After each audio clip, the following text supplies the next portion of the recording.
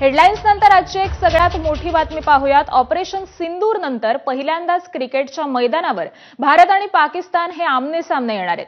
आशिया कपमध्ये भारताचा सामना कट्टर प्रतिस्पर्धी असणाऱ्या पाकिस्तानशी होणार आहे।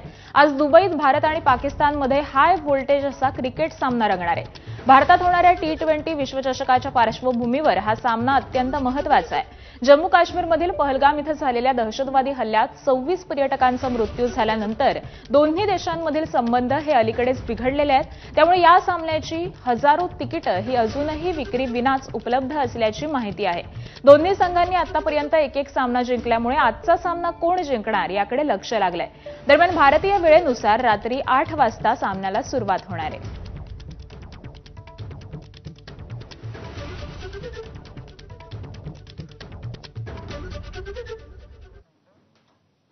आणि यानंतर बातम्यांचा वेगवान पद्धतीने आढावा घेऊयात। मॉर्निंग